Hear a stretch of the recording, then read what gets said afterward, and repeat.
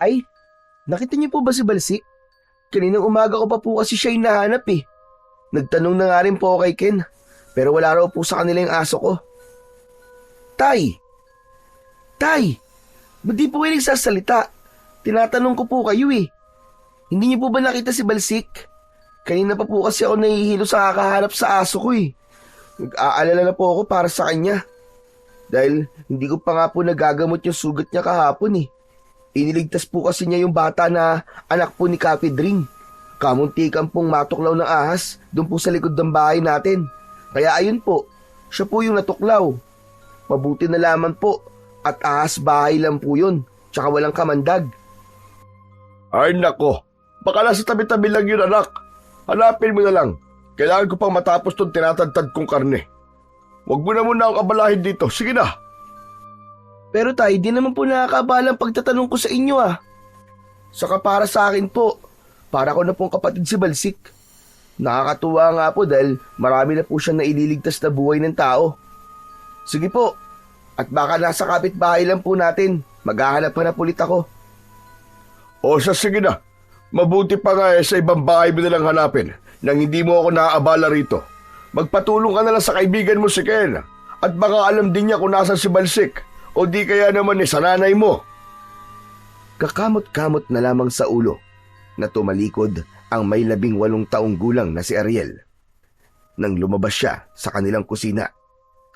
Kaya lang, nakakailang hakbang pa lamang siya nang mapansin niya sa sahig ang putol na kolar ni Balsik.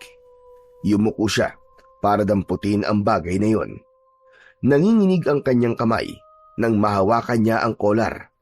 Bumundol ang kaba sa kanyang dibdib at ilang beses na napalingon sa kusina na kung saan ay naroon ang kanyang ama. Maigpit niyang hinawakan ang kolar at bumalik sa loob ng kusina. Taimtim siyang nanalangin na sana nagkakamali lang siya ng kanyang hinala. Sana walang nangyaring masama sa kanyang alaga. Pagpasok niya sa kusina ay napatingin siya sa ibabaw ng lamesang may nakapatong na tinadtad ng karne. Bawat detalye ng balat ay sinuri niyang mabuti nang hindi nagsasalita. Kagad siyang pinuna ni Mang Romy na parang may himig pag-aalala ang boses nito. Oh, anong ginagawa mo? Bakit tinititigan mo ang balat ng mga karne? Walang natanggap na tugon si Mang Romy sa anak. Sa halip ay patay mali siya nitong ipinagpatuloy ang pagtatadtad sa mga natitirang karne. Habang si Ariel naman ay para nang binabayo ang kanyang dibdib dahil sa pag-aalala. Hinding-hindi niya mapapatawad ang kanyang ama kapag nalaman niyang kinatay nito si Balsik. Hanggang napansin niya ang pamilyar na kulay ng balahibo ng aso na dumikit sa sariwang dugo sa lamesa. Hinawakan niya yon at mataman niyang pinagmasdan ang pinong balahibo. Nag-uunahang umagos ang kanyang luha sa kanyang pisngi. Itinaas niya yon sa ere at matalim ang tingin na tinitigan niya ang muka ng kanyang ama. Nahalata nitong nakatingin siya kaya't tumigil ito sa ginagawa. Ano pong ginawa niya sa aso ko, Tay? Balahibo po ba ito ni Balsik? Kung ano ang nakikita mo, yun ang nangyari sa kanya. Tay! Bakit naman po si Balsik? Aso ko po siya eh. Para ko na po siyang kapatid. Bakit niyo po siya pinatay? Hindi ko siya pinatay. Nakita ko lang napatay na siya sa ilalim ng silong natin. Kesa naman masayang, hindi kinatay ko na lang. Para naman mapakinabangan natin. Hindi po ako naniniwala sa sinasabi niyo, Tay. Ang sama-sama niyo po. Pati aso ko pinatay niyo. Na hindi niyo man lang naisip ang mararamdaman ko. Hoy, tumigil-tigil ka ha. Wala akong panahon makinig sa kadramahan mo. Kalalaki mong tao napakaiyakin mo. Ano ba kinakagalit mo, Ariela? Ayaw mo nun? Magkakaroon ng silbi ang alaga mong si Balsik.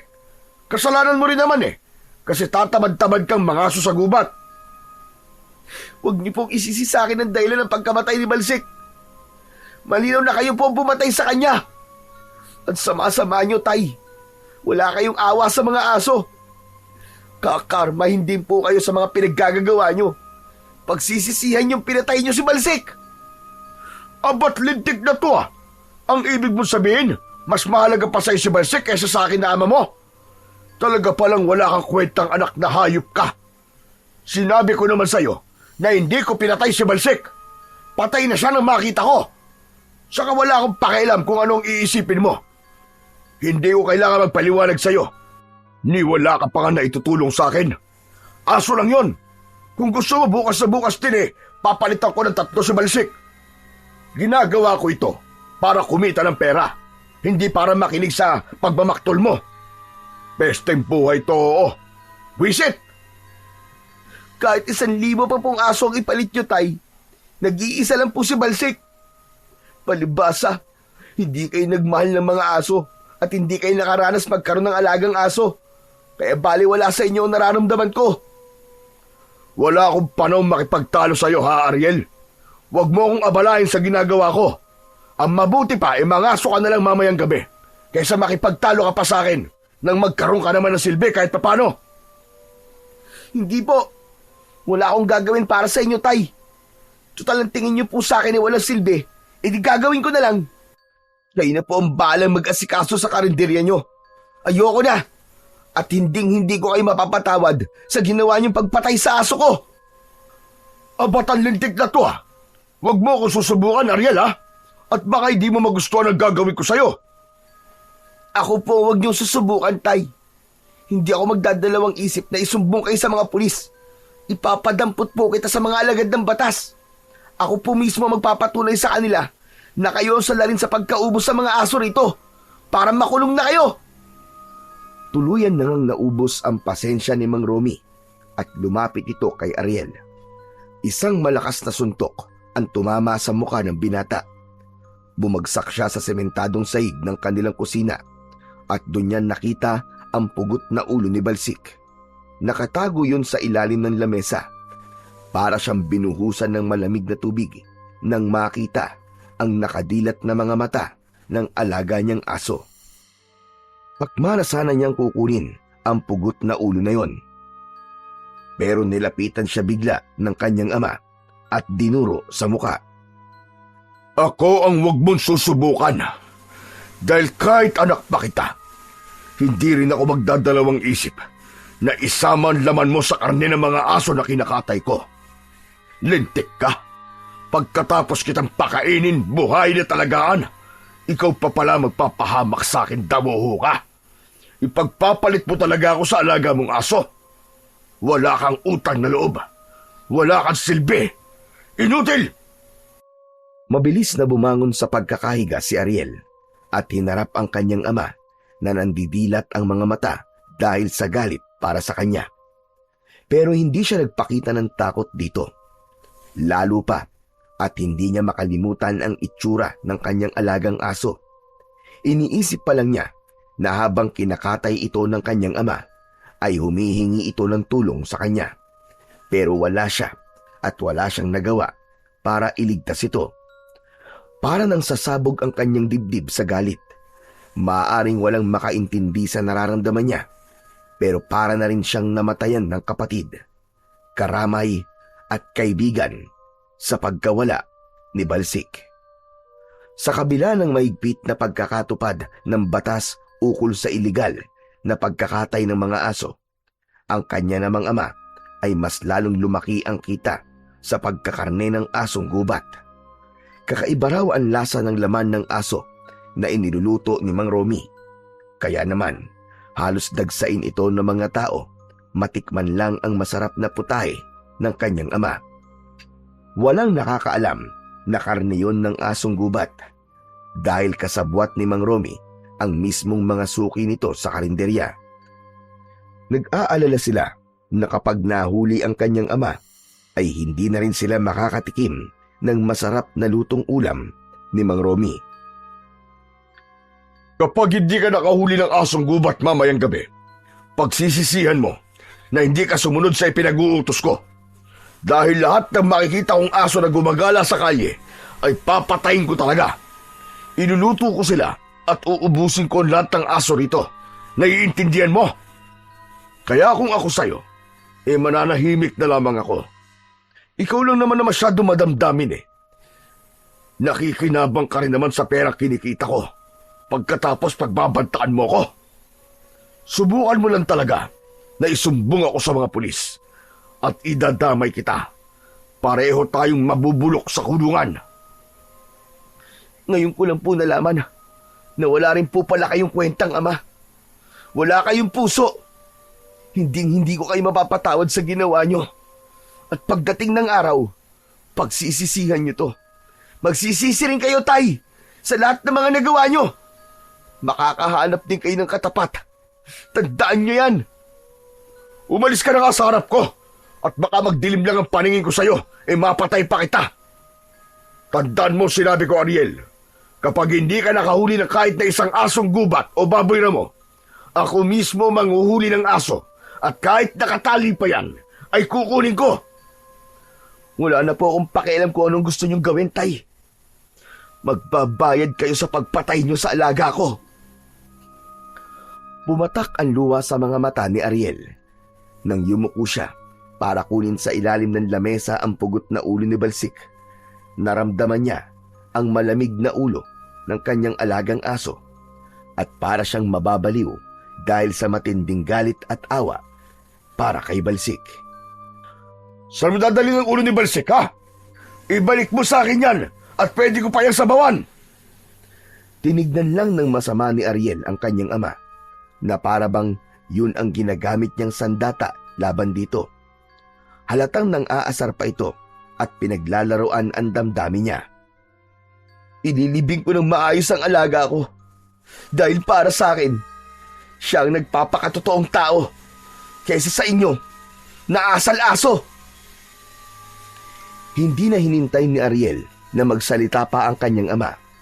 Mabilis siyang lumabas ng kusina at nakasalubong niya ang kanyang inang si Aling Lina. Kapansin-pansin ang malaking peklat nito sa pisngi. Wala na itong magulang, maliban sa nag-iisa raw nitong kapatid na hindi raw nito nakita pa. Katulad nito ay mahal din ito si Balsik na palagi nitong hinahanap sa tuwing dumarating ito. Nagtataka ito nang makitang yakap-yakap niya ang ulo ni Balsik. Bigla itong napaiyak at nabitiwan ang 2 plastik sa tigkabilaan nitong kamay. Gumulong ang mga sangkap sa sahig at galit na kinumpronta nito ang asawa. Iniwan niyang nagtatalo ang mag-asawa at siya naman ay pumunta sa tapat ng puno ng dao. Inilapag niya ng dahan-dahan ang pugot na ulo ni Balsik, saka siya naghanap ng pala. Nang maihanda na niya ang mga gagamitin sa pagdudukal ng lupa, ay ibinalot niya ang tela sa ulo ng aso. Pagkaraan ng ilang minutong paghukay, ay muli niyang pinagmasdan ang muka ng kanyang alaga. Balsik, patawarin mo ko, ha. Kung wala man lang akong nagawa para iligtas ka. Marami kang natulungan tao, Balsik. Pero nang ikaw na ang nalagay sa kapahamakan, ni isa, Diyos ko, di isa, walang tumulong sa'yo. Habang inilalagay ni Ariel ang pugot na ulo ng kanyang alaga sa hukay, ay panay pa rin ang patak ng kanyang luha mula sa kanyang mga mata. Bigla niyang narinig na parang may sumigaw sa hindi kalayuan sa kanyang kinatatayuan. Nagmula ang malakas na sigaw sa kakahuyan, kaya't saglit siyang napatigil sa kanyang ginagawa. Maya-maya pa, ay isa uling malakas na alulong ang narinig niya sa kakahuyan. Para bang nararamdaman niya ang sakit sa tunog ng alulong ng asong nagtatago sa kakahuyan. Inisip na lamang ni Ariel na marahil ay nagluluksa rin ang kapwa aso ni Balsik. Ipinagpatuloy niya ang paglilibing. Pagkatapos ay nilagyan niya ng krus sa ibabaw ng lupa. Matagal siyang nakatayo at nakatitig lamang sa puntod nito. Maya-maya pa ay nakarinig naman siya ng mga yabag ng paa ng tao. Papalapit sa kanyang kinaroroonan. Napalingon siya sa pinagmumulan ng ingay at mas lalo siyang nalungkot nang makita niya ang matalik niyang kaibigan na si Ken. Minsan na rin itong nailigtas ni Balsik nang mahulog ito sa ilog. Hindi marunong lumangoy ang kaibigan, pero dahil sa kabutihan ng kanyang alagang aso, tumalon ito para iligtas si Ken. Kaya hindi niya masisisi ang kaibigan kung mas malakas pa ang hagulgol ng iyak nito kesa sa kanya. Diyos ko, ano nangyari sa kanya? Dito na kagad ako nagpunta nang makausap ko ang nanay mo, tol. Nabalitaan ko nangyari kay Balsik.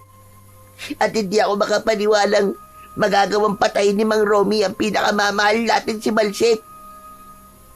Tama ka, Ken. Ako rin nga hindi ako makapaniwala. Masamang-masama ang loob ko sa nangyari. Hindi ko siya mapapatawad. Kawawa naman ang alaga ko. Pinatay siya ng sarili kong ama. Eh, anong plano mo ngayon, tol? Isusumbong na ba natin siya sa mga pulis? Hindi ko magagawa yun, tol. Dahil pinagbantaan niya ako. Sa sandali raw na hindi ako makahanap ng mga aso o baboy ramo sa gubat, ang mga alagang hayop daw ng mga kapitbahay natin ang susunod niyang kakatayin. Anak nang, may ganyan ba talagang klaseng ama? Naiipitin ng anak para sa pera? Kung ganun susundin mo ba ang utos niya? Hindi mo pwedeng gawin yun. Pero nung gagawin ko, tol, kilala mo ang ama ko. Gagawin niya talaga ang sinabi niya kanina. Sandaling katahimikan ang naghari sa pagitan nila ng kanyang kaibigan. Naiipit siya sa sitwasyon na pareho niyang hindi kagustuhan. Kilala niya ang kanyang ama. Kahit na kailan ay hindi ito marunong magbiro. Ginagawa nito kung ano ang mga sinabi nito. Kaya isang pasya ang natitiyak niyang mas makabubuti para sa lahat. Sa ganung paraan, hindi mararanasan ng kanilang kapitbahay kung gaano kasakit ang mawalan ng mga alagang aso sa buhay nila. Sa lahat kasi ng mga nakatira sa Baryo Talahib, ay ang kanyang ama lamang ang hindi mapagmahal sa mga hayop. Walang gustong kumalaban sa kanyang ama. Lahat ay natatakot kay Mang Romy dahil sa kanilang lugar ay kilalang matar o basagulero ang kanyang ama. Sa katunayan, kalalabas lang nito sa kulungan nang nakapatay ito ng isang lasinggerong naghahamon ng away. 3 beses nang nakukulong ang kanyang ama sa iisang kaso. Kaya naman, ito na rin ang dahilan kung bakit hinahayaan na lamang ng mga tao ang ginagawa ni Mang Romy. Mabuti na raw yun dahil nagbabagong buhay na ang kanyang ama.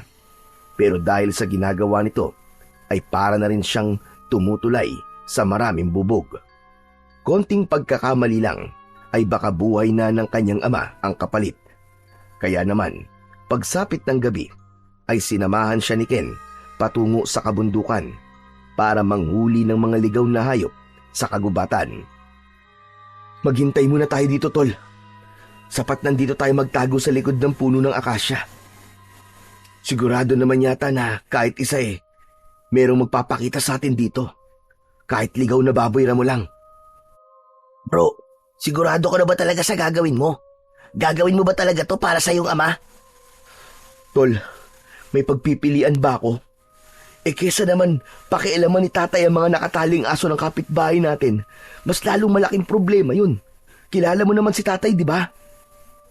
Pero bro, kapag ginawa mo to ngayon para sa kanya, ang ibig sabihin nun gabi-gabi ka nang manguhuli ng mga hayop dito sa gubat. Hindi ba? Parang mas mahirap yon para sa'yo. Saglit na napaisip si Ariel habang hindi inaalis ang tingin sa kadiliman ng kakahuyan. Maigpit niyang nahawakan ang puluhan ng kanyang malapad na itak habang sunod-sunod ang kanyang paghinga ng malalim. Tutol man ang kanyang isip sa gagawin, ay hindi rin naman niya kayang baliwalain ang banta sa kanya ng kanyang ama. At dahil nandun na sila, ay wala na ngang nagawa si Ariel, kundi ang ituloy ang plano nilang dalawa.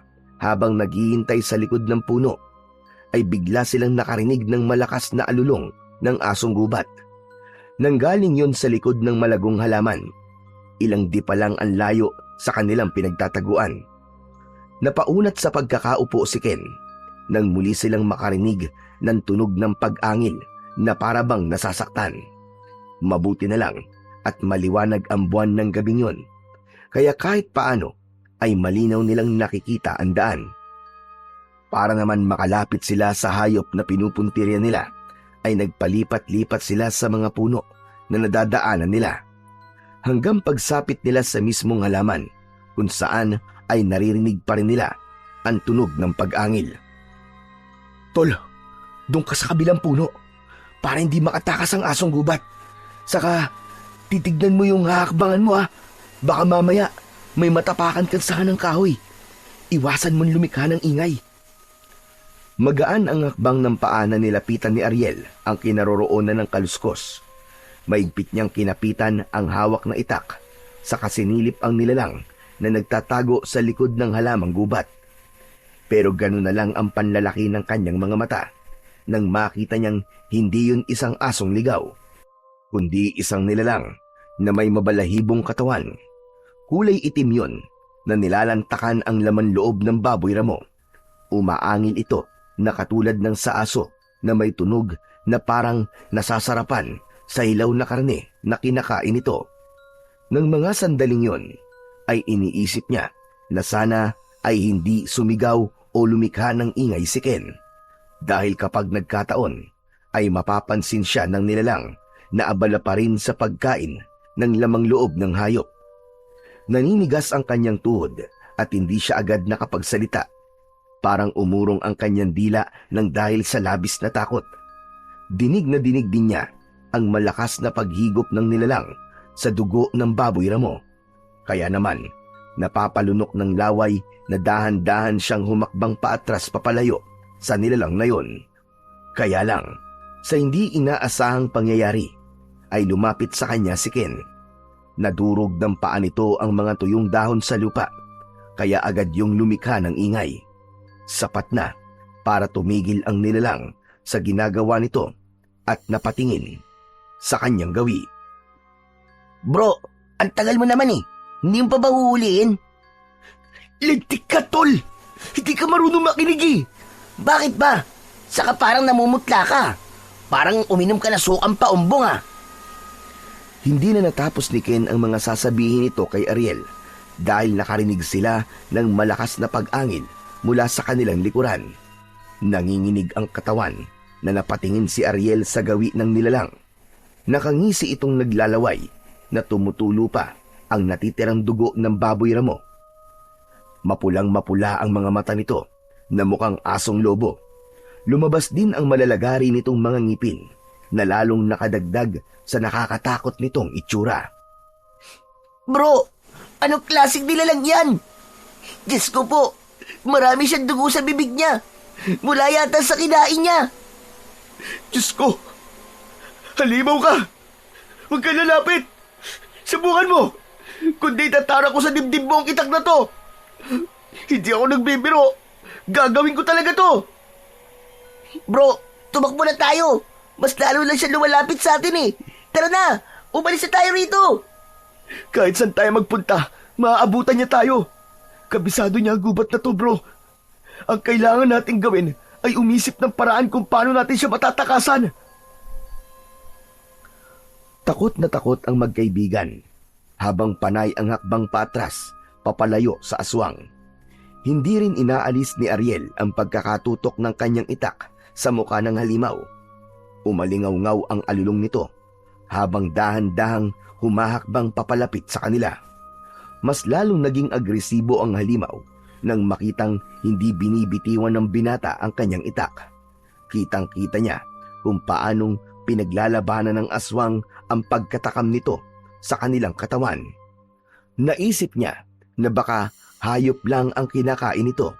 Kaya naman, naisipan ni Ariel na ibaba na lang ang kanyang hawak na sandata. At gulat na gulat silang dalawa ni Ken nang bigla itong nagsalita. Sige na, umalis na kayo hanggang kaya ko pang pigilan ang sarili ko. At huwag na kayong babalik sa lugar na ito. Opo, maraming salamat po. Hindi na po kami babalik dito. Akma na sanang tatalikod ang aswang nang biglang sumigaw ng malakas si Ken. Inagaw nito ang itak sa kanyang kamay at mabilis nitong nilapitan ang nilalang. Tinaga ni Ken ang likod ng taong aso at bumaon yon sa balikat nito. Si Ariel na nagulat sa ginawa ni Ken ay hindi agad nakapagsalita. Naramdaman na lamang niya ang kamay ni Ken na hinihila siya patakbo, papalayo sa aswang. Sinulyapan pa niya ang nilalang na hawak ang dugo ang balikat. Naiwan ang itak habang nakabaon sa balikat nito. Dala ng matinding galit ni Ariel, sinuntok niya ang kaibigan. Bro, ano yun? Bakit mo naman ako sinuntok? Nagtatanong ka pa, lintik ka? Bakit mo ginawa yun? Hindi ka ba nag-iisip? Mas lalo mo lang siyang ginalit. Sapu-sapu ni Ken ang labi nang hinarap siya nito.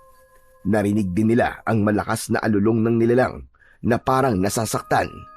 Mas lalong umapoy sa galit ang kalooban ni Ariel. Bakit mo siya tinaga? Ayos na eh! Pinabayaan niya na tayong umalis. Mabuti siyang nilalang, bro. At wala siyang balak na patayin tayo. At naniniwala ka naman sa kanya. Isa siyang aswang. Kahit kailan, hindi tayo dapat magtiwala sa nilalang na alagad ng dilim. Paano kung pagtalikod natin bigla niya tayong sakmalin? Nag-iisip ka ba? Taragis, ang sakit ng suntok mo sa akin Kung di lang kita kaibigan baka pinatulan lang kita Kaya inunahan mo siyang tagain, ganun ba? Naniniwala akong hindi siya masama. Pero dahil sa ginawa mo, mas lalo mo lang siyang ginalit.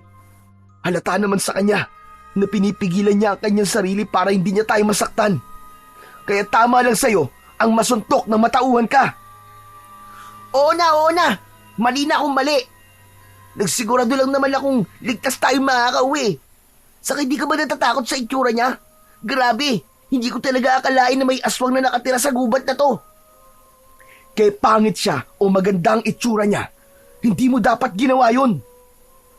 Magsasalita pa sana si Ariel nang marinig nila ang mga yabag ng paa papalapit sa kanilang kinaroroonan. Pagharap nila ay nakita nilang nakabaon pa rin sa balikat nito ang itak. Ngunit sa pagkakataong yun ay ipinakita nito sa kanilang dalawa kung paano ito nagpalit ng anyo bilang isang dambuhalang itim na asong gubat. Nya! Diyos ko! Aswang! May aswang! Tara na, bro! Tumakbo na tayo! Bilisan mo! Gustong saktan ni Ariel ang kaibigan dahil sa ginawa nito. Ligtas na sana silang dalawa kung hindi nito pinairal ang panghuhusga sa nilalang na ngayon ay humahabol sa kanila. Alam niyang sa pagkakataong ito ay buo na ang pasya ng aswang na patayin silang dalawa ni Ken. Halos magpaekis-ekis ang kanilang takbo sa daan. Si Ken na walang tigil sa kakasigaw ay una nang dinamba ng asong gubat sa liko. Pilit na nagpupumiglas si Ken para makawala sa galit na asong gubat. Pero nagawa na ng halimaw na sakpalin nito ang braso ng kaibigan. Layuan mo ako! Halimaw ka! Diyos ko! Ang braso ko! Humagulgol ng iyak si Ken dahil sa labis na sakit. Kitang-kita nila kung paanong kinain ng asong gubat ang kapirasong laman ni Ken. Mula sa nakagat nitong braso, halos mabingi naman si Ariel sa lakas ng sigaw ni Ken. Wala itong tigil sa pagmumura habang pinagsisisipa ang muka ng aswang.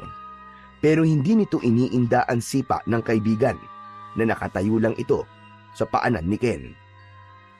Dala ng matinding pag-aalala ay dumampot na si Ariel ng matigas na kahoy at takma na sanang ipapalo sa katawan ng nilalang. Pero bigla itong tumingin sa kanya. Ang tayong-tayo nitong tenga ay dumikit sa pisngi nito. Indikasyon yun na muli itong aatake. Wala nang nagawa ang binata nang lumukso sa kanya ang asong gubat. Naramdaman niya ang pagbaon ng matutulis nitong pangil sa kanyang hita. Akma na sanang hihilahin nito ang kanyang laman para sana ay kainin, pero hindi niya sinasadyang maisigaw ang pangalan ng dati niyang alagang aso na si Balsik. Natigilan ang halimaw at unti-unting humakbang papalayo sa kanila. Titig na titig ang aswang sa mukha ni Ariel. Ilang saglit pa ay bumalik sa dating anyo ang aswang at dahan-dahan itong lumapit sa kanya. Wag! Huwag niyo po kami sasaktan! Patawarin niyo po kami kung ginulo po namin kayo at nasaktan po kayo ng kaibigan ko. Pangako po, Mamang Aswang, hindi na po kami babalik sa lugar na to. Patakasin niyo lang po kami. Parang awa niyo na po. Huwag niyo po kami papatayin. Tila natauhan ang nilalang nang makita nito ang pagbulwak ng dugo sa suot na pantalong maong ni Ariel. Humakbang ito papalayo sa kanila habang kitang-kita niya ang pag-agos din ng dugo nito sa balikat mula sa tama ng itak. Pero bago ito umalis, ay muli itong nagsalita. Palalampasin ko ang ginawa ng kaibigan mo. Pero hindi dapat malalaman ng mga tao ang tungkol sa akin. Dahil sa sandaling malaman nila ang tungkol sa akin, papatayin kita. Pati na ang pamilya mo. Isa pa, hindi lang ako ang nilalang na nakatira dito. At baka sila pa ang makatsempo sa inyo. Hindi sila katulad ko na marunong magpigil sa sarili. Kaya sana, tuparin mo ang pangako mo. Nagkakaintindihan ba tayo? Opo, makakaasa po kayo. Inilihim po namin ang tungkol sa inyo. Minsan na akong nawalan ng pamilya. Kapag naulit yun, hindi ko na may papangakong hindi ko pagbabayarin ang taong umuubos sa lahi namin. Tila nanigas ang panga ni Ariel nang marinig ang huling sinabi ng halimaw. Kagad na pumasok sa kanyang isipan ay ang kanyang ama. Nag-alala siya na baka si Mang Romy ang tinutukoy ng aswang na papatay nito. Mabilis na umalis ang halimaw sa kanilang harapan. Tumakbo itong papalayo at nawala sa kanilang paningin. Saka lang nila naramdaman ang sakit ng kanilang mga sugat. Tuluyan ng napahiga sa lupa si Ariel habang habol ang sariling hininga. Habang si Ken naman ay napapaiyak na lamang ng dahil sa sakit. Walang tigil ang pagbulwak ng dugo sa kanilang mga sugat. Pero kahit na anong isipin ni Ariel, alam niyang nasa kanila talaga ang pagkakamali. Mabuti na lang at mababaw lang ang kagat sa kanyang hita, kaya nagawa pa rin niyang makalapit sa nakaupong si Ken. Bro, ayoko pang mamatay. Dalhin mo ako sa ospital, please. Oo na, pero malayo ang ospital sa baryo natin. Kaya mo bang tumayo? Kailangan natin makahanap ng taong tutulong sa atin. Teka, saan kaya tayo pwedeng humingi ng tulong? Gaganti talaga ako, bro. Hindi ako makakapayag na hindi makaganti sa hayop na yun. Ano ka ba naman, bro? Hindi ka pa ba nadadala sa mga nangyari? Muntik na tayo mapahamak ng dahil sa padalos-dalos mong desisyon. Hindi na sana tayo masasaktan kung pinabayaan na lang natin siyang umalis. Ariel, naririnig mo ba mga sinasabi mo, ha? Aswang ang kumagat sa atin. Sila ang dapat na matakot sa atin. Hindi tayo matatakot sa kanila. Kapag nalaman ng mga tao tungkol sa pagtatago natin ng lihim tungkol sa mga aswang na yun, sa palagay mo ba, anong mangyayari sa atin, ha? Sige, sumagot ka. Kahit pakin, kahit santignan tayo ang mali dito Isa pa, wala naman siyang pinapatay na tao. Hayop lang ang kinakain niya. Ang banta niya kanina, babaliwarain mo rin ba? Si Mang Romy, naisip mo bang baka siya ang tinutukoy ng aswang na yon? Hindi kagad nakapagsalita si Ariel. Hindi niya alam kung ano ba ang iisipin niya sa bantang yon ng halimaw. Ipinagpatuloy na lamang nila ang paglalakad para humingi ng tulong. Pagkaraan ng kalahating oras na paglalakad, ay nakakita naman sila ng maliit na kubo na gawa sa kawayan. Maaliwalas ang paligid dahil sa magagandang bulaklak na nakatanim sa bakuran ng bahay. May malamlam na liwanag sa loob ng bahay mula sa gasera. Pumasok sila sa loob ng bakuran at paika-ikang lumapit sa pintuan. Tao po! Tao po! May tao po ba dyan? Walang natanggap na tugon si Ariel mula sa loob ng bahay. Sa halip, isang mahihinang pagbayo sa lusong ang naririnig nila. Kaya siguro ay hindi sila naririnig ng tao sa loob. Dahil desperado nang humingi ng tulong si Ariel sa may-ari ng bahay, ay pumasok na sila ng diretso nang walang paalam. Pagsapit nila sa loob, ay hindi inaasahan ni Ariel ang mga sumunod na nangyari. Magkasabay silang bumagsak ni Ken sa sahig na gawa sa kawayan. Nagulat naman ang matanda sa ingay ng pagbagsak nila. Abay, Diyos ko! Sino mga batang ire? Hala! May sugat din kayo sa katawan! Ano nangyari sa inyo? Lola! Lola, tulungan niyo po kami! Ano pa nga ba ang gagawin ko? Abay, pumasok na kayo sa bahay ko nang walang paalam!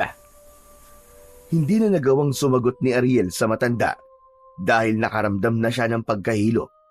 Nanginginig din ang kanyang katawan at hindi niya makontrol ang pagtirik ng kanyang mga mata. Biglang gumapang ang malamig na hangin sa kanyang balat at diretso ang kanyang pagsusuka. Ganon din ang nangyari kay Ken. Halos mataranta ang matandang babae para sa pagtulong sa kanila. Kaya naman, taimtim siyang nanalangin na sana ay malampasan nila ang kakaibang sakit na nararamdaman. Hindi na niya alam ang mga sumunod na nangyari dahil kusang pumikit ang kanyang mga mata at tuluyan na siyang nawalan ng malay. Mabahong amoy ng dahon ang tuluyang nagpagising sa diwa ni Ariel, kasabay ng pagguhit ng masakit na sugat dahil sa mahigpit na pagkakatali ng tela sa kanyang hita. Dahan-dahan siyang nagmulat ng kanyang mga mata at nakita niya ang matandang babae. May dinidikdik itong dahon na nauna nang ipinaamoy sa kanya. Nalaman niya na dahon yun ng amarilyo na mabisang gamot para sa mga taong nawawalan ng malay. Nakita niya rin na nakatunghay sa kanyang muka si Ken. Ano bro? Ayos ka na ba ha? Masakit lang ang hita ko, bro. Salamat naman at mabuti na rin ang pakiramdam mo. Kumusta na pakiramdam mo, iho? Mabuti na po ang pakiramdam ko, Lola. Maraming salamat po sa pagtulong niyo sa amin ng kaibigan ko. Ano ba kasi ginagawa niyo rito? Abay, malayo na ito sa bayan na. Nasabi sa akin ni Ken ang nangyari sa inyo kanina. Mabuti na lamang at walang nangyaring masama sa inyo. Nag-aalala na ako sa'yo, pre. Akala ko, hindi ka na magigising. Pasensya ka na sa nagawa ko. Huwag mo nang isipin yun, Tol. Ang mahalaga ay ligtas na tayo. Hindi pa kayo ligtas. Dahil hanggat naririyan ang mga nilalang nakauri na umatake sa inyo, ay hindi pa rin kayo nakakasigurong ligtas kayo sa lugar na ito. Hindi kayo tatantanan ng aswang na until. Ano po? Aswang na until? Anong klaseng aswang po yun? Isang uri ng aswang na kayang magpalit ng anyo bilang isang mabangis na asong gubat. Sa nangyari sa inyo kanina, ay hindi ko may paliwanag kung bakit kayo pinakawalan ng pinuno ng mga until. Hindi na po yun nakapagtataka, Lola. Dahil naniniwala po akong mabuti po siyang aswang. Hayop lang po sa gubat ang kinakain nila. Maaaring ang tama ka, pero hindi lahat ng aswang ay kayang gawin ang ginawa ng pinuno nila kanina. Mas marami sa kanila ang totoong pumapatay ng tao para lang mabawasan ang kanilang pagkagutom. Lola, iba po ang aswang na nakaharap namin kanina. Para po siyang tao na naging asong gubat. Saka tinaga ko po siya sa balikat. Pero pinatawad niya pa rin po ako. Siguro ay alam niya nga, mabuti kayong tao at hindi kayo nananakit ng kauri nila. Ang ibig ko sabihin kapag alam nilang mabait ang isang tao sa mga hayop, ay hindi nila ito nagagawang saktan o patayin. Meron din silang paniniwala at kaugalian. Maliban na lang kung ang taong papalayain nila ang magpapakita ng kasamaan para saktan sila, ay doon lang sila aatake para ipagtanggol ang kanilang sarili. Kaya po ba, nang banggitin ko po ang pangalan ni Balsik tumigil siya sa pag-atake sa amin kanina? Tama ka. Dahil ang tao malulupit lang sa mga hayop, yun lamang ang pinapatay nila. Kung ganun po namimili sila ng mga bibiktimahin? Ganun po ba? Pero mahirap din naman pagkatiwalaan ang uri nila dahil kilala sila sa pagiging traidor kung lumaban. Sa ngayon, ang alam ko meron silang binabantayan na tao. Isang lalaking umuubo sa kanilang lahi. Kaya ako pumunta sa baryong ito para pigilan ang taong ito sa kanyang mga ginagawa. Naisip na rin po namin ni Ariel kung sino po ang taong yun.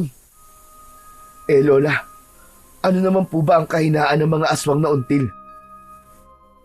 Sarili nilang dugo at ang butya ng buntot ng bayawak. Para naman sa pinuno ng mga aswang ay ang langis mula sa katas ng butya.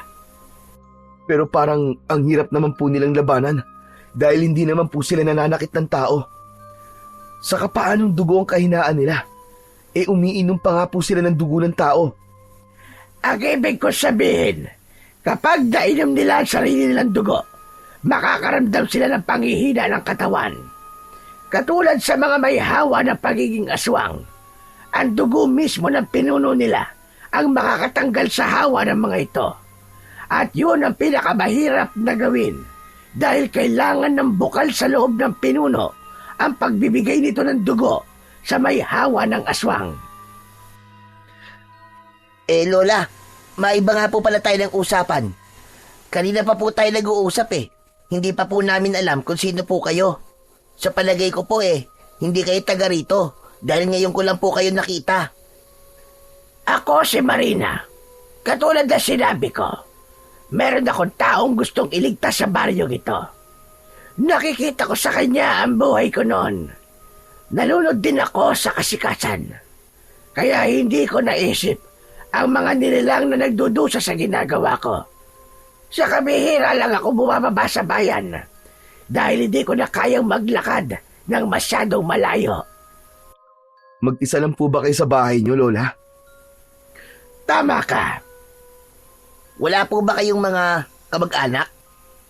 Meron. Isang lalaki. May pamilya na siya. Kaya naiwan na ako nag-iisa. Ang asawa ko naman ay isang manunugis ng aswang. Pero namatay siya pagkatapos niya makipaglaban sa pinakamatandang aswang sa lahi ng mga until. Hindi maipaliwanag ni Ariel ang awa na nararamdaman niya para sa matanda. Bigla niyang nakita ang muka ng kanyang ama sa kalagayan ng matanda. Ayaw niyang dumating ang araw na magkahiwalay sila ng kanyang ama dahil lang sa sama ng loob. Kaya pagkatapos ng mga nangyari sa kanya kanina, ay sisikapin niyang mapatigil na ang kanyang ama sa masamang gawain ito. Alam niyang sa pagkakataong yun ay mahigpit yung tututulan ng kanyang ama dahil malaking halaga ng pera ang mawawala kay Mang Romy sa sandaling patigilin niya ito sa pagluluto. Pero dahil sa banta ng pinuno ng aswang kanina, ay sisikapin niyang mailayo ang kanyang ama sa kapahamakan. Bumangon si Ariel sa kanyang pagkakahiga sa katre na gawa sa tabla ng kahoy. Pangiwi-ngiwi ang kanyang muka na maingat siyang sumandal sa dingding. Si Ken naman ay naramdaman niyang tumabi sa kanya ng upo at napatingin sa muka ni Lola Marina. Mabuti na rin at nakita kita, Ariel. Ang totoo, madalas kitang nakikita kasama ng asong si Balsik na nagliligtas ng buhay. Wala na po siya. Patay na po ang aso ko, Lola. Kaya nga po nandito ako dahil sa banta po ni tatay sa akin na kapag hindi raw po ako nakahuli ng asong ubat, kukuha raw po siya ng mga alagang aso sa kapitbahay namin. At gagawin din daw po niya sa mga yun ang ginawa niya kay Balsik. Mas malala pala siya sa inaasahan ko. Iligtas mo siya, Ariel. Alam mo bang nasa panganib ngayon ng iyong ama? Hindi ko akalain na aabot sa ganito ang kasamaan niya sa mga hayop. Alam ko na ngayon ang dahilan kung bakit pumunta mga until sa baryong ito. Ano po ang ibig niyong sabihin, Lola? Si Romy ang kanilang pakay. Balak nilang patayin ang iyong ama. Kapag hindi siya tumigil sa kanyang ginagawa, baka pati ikaw at ang iyong ina ay mapahamak din. Kung ganun po pala, Lola, kilala niyo po si Mang Romy. Sino ba ang hindi nakakakilala sa pinakasikat na magluluto sa baryo na to? Dahil sa kakaibang putahe na niluluto niya, ay umabot na ang kanyang pangalan hanggang sa bayan. Kaya nga siya dinadayo, hindi ba? Nakakaadik ang kasikatan, pati na ang pagkamal ng malaking halaga ng salapi nang hindi gumagamit ng puhunan. Kaya habang maaga pa, tulungan mo na ang iyong ama, Ariel. Habang maaga pa itigil niya na ang masama niyang gawain bago pa mahuli ang lahat. Mahirap po yatang gawin yun, Lola. Paano ko po ililigtas ang aking ama kung wala naman po akong magagamit na sandata laban sa mga until na magbabanta sa buhay niya?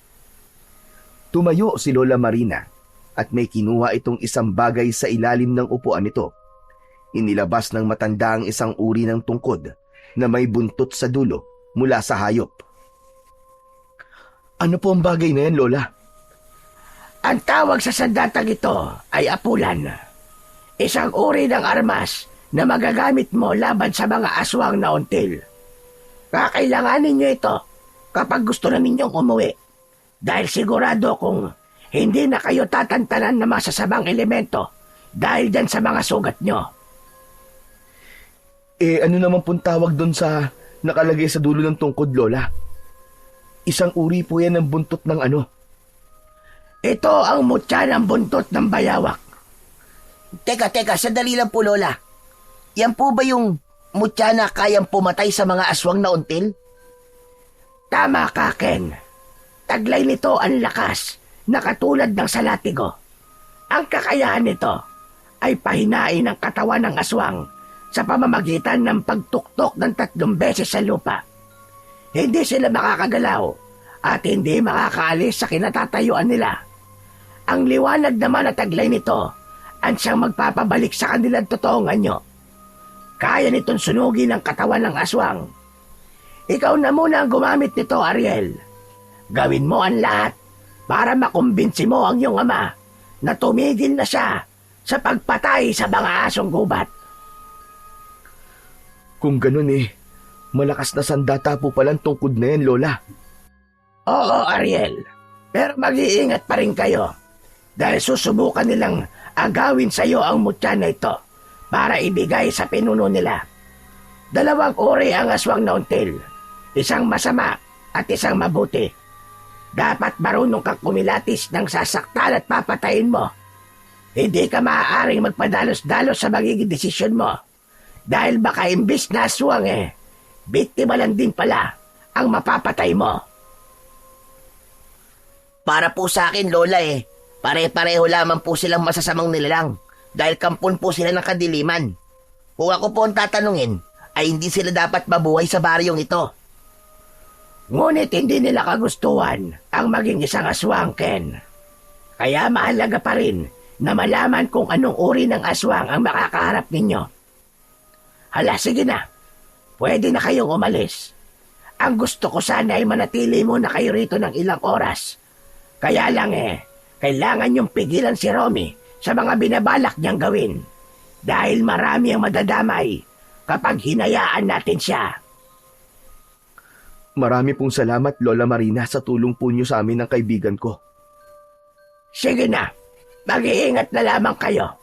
Sana ay mapigilan mo ang iyong ama sa kanyang masasamang gawain. Pagkatapos magpaalam, ay nagsimula ng magkaibigan na maglakad pauwi sa kanilang bahay. Dala ang tungkod at lumang gasera ng matanda. Pareho silang walang imik sa paglalakad, kaya naman halos mabingi sila sa ingay ng mga insektong panggabi sa kagubatan. Habang si Ken naman ay panay ang hawak sa braso nitong may puting benda. Si Ariel naman, nadala ang tungkod na may mutya ng buntot ng bayawak, ay abala naman sa kaiisip kung paano niya mapipigilan ang kanyang ama. Pagdating nila sa gitnang kagubatan, ay napansin niya ang pagkakaroon ng kulay berdeng liwanag sa mutya. Mas lalong nanlaki ang kanyang mga mata nang mula sa kanyang harapan ay unti-unting humaba ang buntot ng bayawak. Kasabay ang pag-iinit ng hawakan nito, kaya naman napalinga siya sa kanilang paligid at lumikot ang kanyang mga mata na para bang may hinahanap. Oh bro, bakit ka biglang tumigil? May problema ba? Para kasing biglang nagbago ang itsura ng aking apulan eh. Nagiinit din ang mutya. Wala bang nababanggit si Lola Marina tungkol sa kakaibang mutya na to? Wala eh. Maliban lang sa kakayahan at epekto ng sandatang yan sa mga kalaban. Bakit bro? May nararamdaman ka bang kakaiba sa paligid natin? Sa palagay ko, Ken, hindi tayo nag-iisa sa lugar na to. Hindi nagtagal ay lumabas sa pinagtataguan ng mga asong gubat. Lahat ay nakatingin sa berdeng liwanag ng kanyang mutya. Napaatras si Ariel at mahigpit na hinawakan ang tungkod. Anak nang, sinasabi ko na nga ba't mahirap pagkatiwalaan ng aswang na yun? Bro, hindi ba't mga alagad niya yan? Sa palagay ko, bro, sila ang dapat na iniiwasan. Hindi sila mga alagad ng nilalang na umatake sa ating kanina. Kakaiba ang kanilang mga itsura at mas matulis ang kanilang mga pangil. Humanda si Ariel sa pagsugod ng mga asong gubat sa kanila. Iwinasiwas niya ang kanyang hawak na tungkod. Kasunod, ang pagtuktok niya ng 3 beses sa lupa. Biglang natumba ang mga asong gubat sa lupa habang hindi makatayo. Nagkatinginan silang dalawa ni Ken sa labis na pagtataka. Hala, ano nangyayari sa kanila bro? Bakit parang hindi sila makatayo? Para silang nakadikit sa lupa. Pagkakataon na nating iwasan sila. Hanggat kaya natin takasan ng mga yan, ay gagawin natin. Maiwasan lang ang pagdanak ng dugo. Ano ka ba naman bro? Hindi sila mga tao. Patayin mo na sila hanggat hindi pa nila kayang lumaban sa atin. Hindi ko gagawin ang sinasabi mo, bro. Kahit kakaiba sila, hindi natin alam kung anong totoong pakay nila. Isa pa, nakalimutan mo na ba ang sinabi sa atin ni Lola Marina? Ang kailangan ay iligtas sila, hindi para patayin. Buhay naman natin na nakataya rito. Yung pa rin bagay isipin mo. Ano pa nga ba ang totoong pakay nila? E di papatayin nila tayo. Kung di mo kayang gawin, ako ang gagawa niyan para sa'yo. Kinuha ni Ken ang armas sa kanyang kamay, pero nagulat sila nang biglang tumalsik si Ken sa damuhan. Sa lakas ng epekto ng kanyang mutya, ay nahirapan din itong tumayo. Galit na gumapang sa lupa si Ken habang nagmumura. Naku tol, pasensya na, hindi ko sinasadya. Hindi ko alam na may mangyayari sa iyong ganyan. Bakit mo kasi kinukuha sa akin? Nasaktan ka tuloy. Tabi, wag mo akong hahawakan. Hindi ko alam kung ano ang problema mo. Nagkamali yata si Lola Marina sa pagbibigay niyang mutya sa'yo. Nakakainis. Balak mo pa yata akong patayin eh. Ano ka ba naman, bro? Hindi ko naman sinasadya eh. Hindi ko alam na yan ang magiging reaksyon ng sandata sa'yo. O ano, kaya mo bang tumayo? Hindi siya pinansin ni Ken. Sa halip, tumayo ito at naglakad. Iniwan siya sa harap ng mga nakahandusay na mga nilalang sa lupa. Hanggang ngayon ay nakapagtatakang hindi pa rin gumagalaw ang mga ito. Parang may kung anong malakas na enerhiya ang gumapos sa katawan ng mga asong gubat. Ilang sandali pa ay nakaalis na sila sa lugar na yon. Hindi siya kinausap o tinignan man lang ni Ken. Ramdam na ramdam pa rin niya ang sama ng loob ni Ken sa kanya. Alam niyang mahirap maintindihan ang ginawa niya kanina, pero kung iisipin, isa yung pagpapakita ng pagpapahalaga sa katahimikan. Kung papatay siya ng kahit na isa sa mga alagad ng aswang na until, yun na rin ang magiging simula ng malawakang labanan sa pagitan ng tao at ng mga aswang. Ken, teka sandali lang.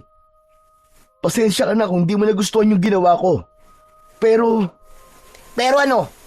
Muntik na tayong patayin ng nilalang na umatake sa atin kanina. Tapos may pagkakataong ka na sana na makabawi sa kanila, pinakawalan mo pa. Sarili mo lang yata ang iniisip mo eh. May pamilya rin naman akong inaalala, no? Isipin mo na lang kung ikaw nasa kalagayan nila at mapapatay mo sila. Ano mararamdaman ng pamilya mo? Hindi natin hawak ang pagkakataon. Ayoko ring magkamali ng desisyon, Ken. Kaya ano ba kasing kinakagalit mo? Iniisip ko lang naman ang kapakanan nating lahat. Hindi lahat, bro.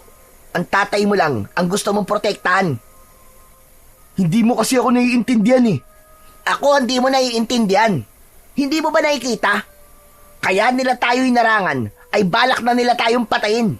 May pagkakataon ka na nga sana kanina para patayin sila eh. Pero sinayang mo. Hindi na natapos ni Ken ang mga sasabihin nito nang bigla na lang naramdaman ni Ariel ang pagbaon ng kagat ng malaking aso sa kanyang balikat. Umaangil ito na nakasubsob sa kanyang laman. Pero dahil hawak niya ang mutya ng buntot ng bayawak, ay hinagupit niya ito ng palo sa katawan. Bumagsak ang kulay itim na aso sa damuhan. Kitang-kita niya ang pagguhit ng kulay itim na sugat sa katawan ng aswang. Sa isang iglap ay bigla itong nagsatao. Nakaawang ang bibig ni Ariel nang makilala ang nilalang na kumagat sa kanyang balikat. Ito ang lalaking madalas niyang nakikitang kumakain sa kanilang karinderya. Nag-aalala siyang napatingin kay Ken na hindi rin maitago ang bakas ng takot sa mga mata. Nakita mo na? Papatayin nila tayo, bro. Dahil sa mutyang ibinigay sa'yo ng matandang yun. Dapat pala, hindi mo nilang tinanggap yan. Mas lalo lamang tayo mapapahamak eh. Tumigil ka na nga, Ken! Kanina ka pa eh! Ang ingay-ingay mo! Hindi ako makapag-isip ng tama ng dahil sa'yo. Ang dapat nating iniisip ngayon ay kung paano natin matatakasan ang mga halimaw na yan. Takas, takas! Puro na lang pagtakas ang naririnig ko sa bibig mo. Kailangan na natin lumaban.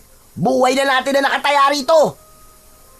Hindi na nga naitago pa ni Ken ang galit sa boses nito. Kulang na lang ay suntukin siya ng kanyang kaibigan sa labis na galit. Hindi niya akalain na sa simpleng pagpapaubaya niya sa mga asong gubat ay hahantong sa muling pag-atake ng mga ito.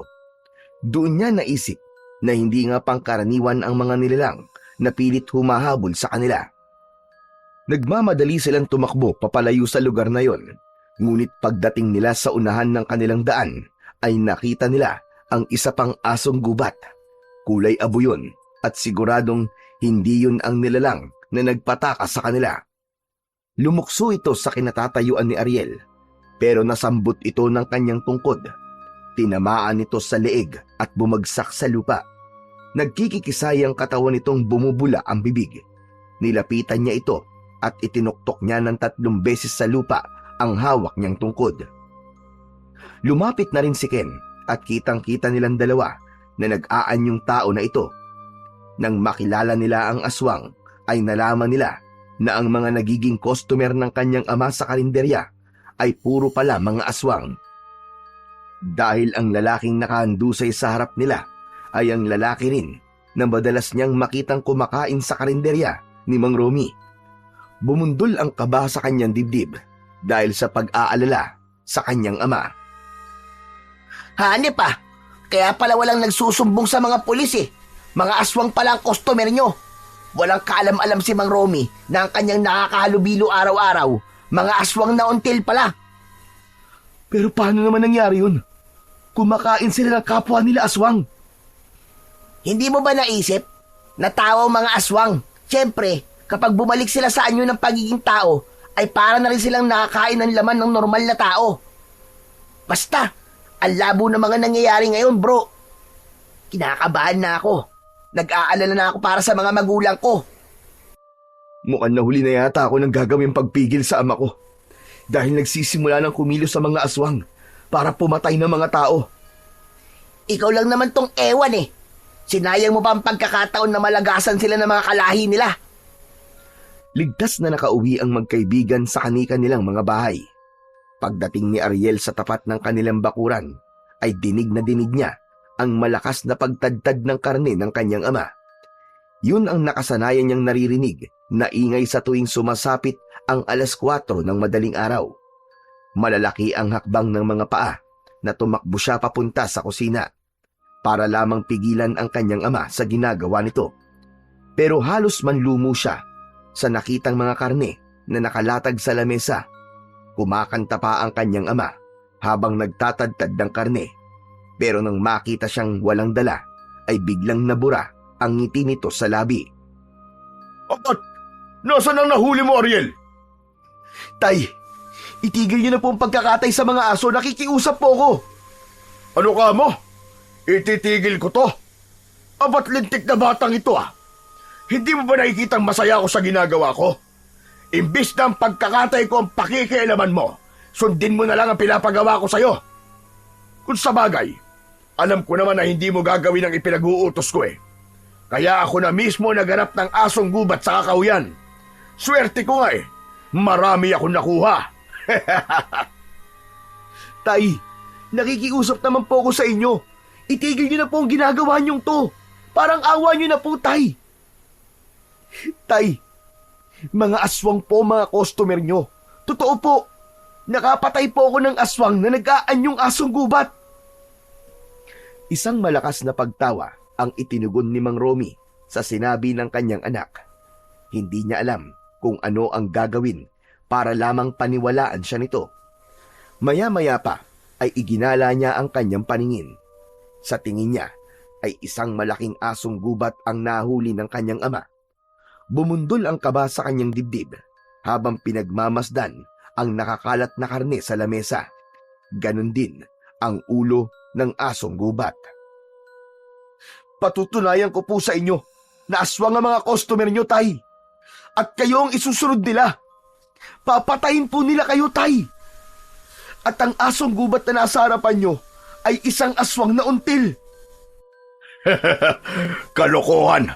Tigilan mo na ang mga katangahan mo, Ariel. Kung hindi kita anak iisipin ko na nasisiraan ka na ng ulo. Dahil wala ng ibang paraan, ay napilitan na si Ariel na gamitin ang tungkod sa harap ng kanyang ama. Nagulat ito nang makita ang hawak niyang sandata. Para bang nakilala nito kagad ang hawak niyang tungkod. 3 beses niyang itinuktok sa sementado nilang sahig ang dulo ng tungkod. Kumalat ang berdeng liwanag sa kanyang sandata, kasabay ng pagbabagong anyo ng mga hati-hating katawan ng asong gubat. Naging katawan ito ng tao at ang ulo ng asong gubat ay naging isang pugot na ulo ng tao. Dala ng pagkagulat sa mga nakita, ay takot na napaupo si Mang Romy sa sahig. Nabitiwan nito ang hawak na itak at hindi inalis ang paningin sa mga karne ng tao na nakakalat sa lamesa.